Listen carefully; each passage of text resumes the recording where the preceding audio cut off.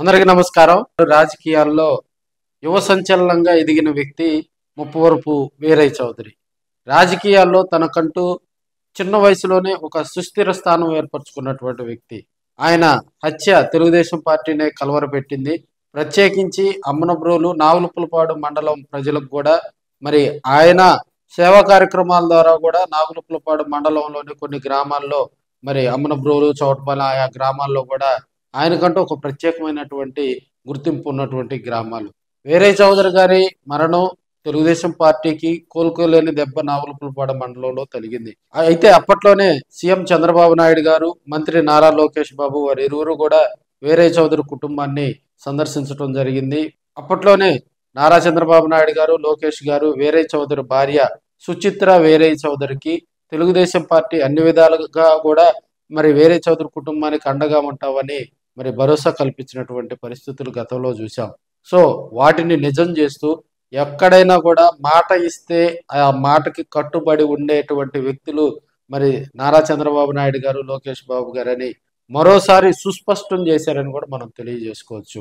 ప్రతిష్టాత్మకమైనటువంటి గ్రంథాలయ chairman post కూడా సుచిత్ర వీరయ్య చౌదరి గారికి కేటాయిస్తూ మరి జీవో జారీ చేయడంతో నాగులుపులపాడు, ఒంగోలు చుట్టుపక్కల ఉన్నటువంటి గ్రామాల్లో ఉన్నటువంటి వీరయ్య చౌదరి అభిమానులు, తెలుగుదేశం పార్టీ కార్యకర్తలు, నాయకులందరూ కూడా సంబరాలు చేసుకుంటున్నారని కూడా మనం తెలియజేసుకోవచ్చు.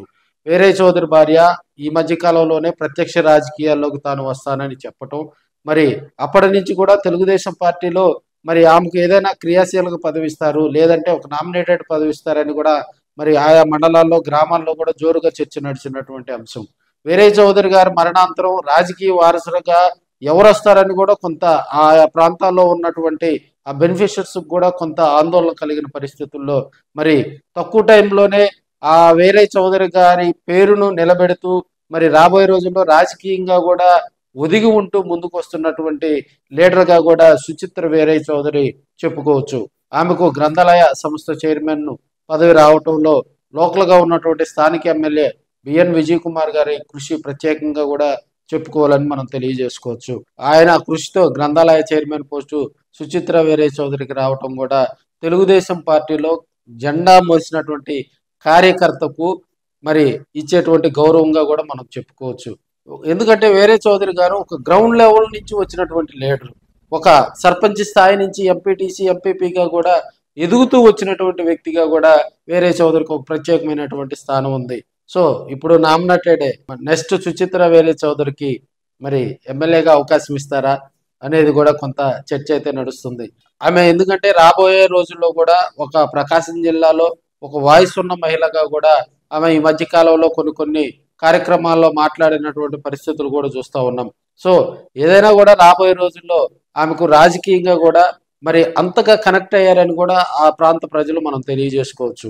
మరి లోకేష్ బాబు, చంద్రబాబు నాయుడు గారి అండదండలతో రాబోయే రోజుల్లో కూడా రాజకీయంగా సుచిత్ర వీరయ్య చౌదరికి అత్యున్నత ప్రాధాన్యత కల్పిస్తారు అని చెప్పడంలో ఎలాంటి సందేహం లేదని మరి కొంతమంది రాజకీయ విశ్లేషకులు అయితే చెప్తా ఉన్నారు.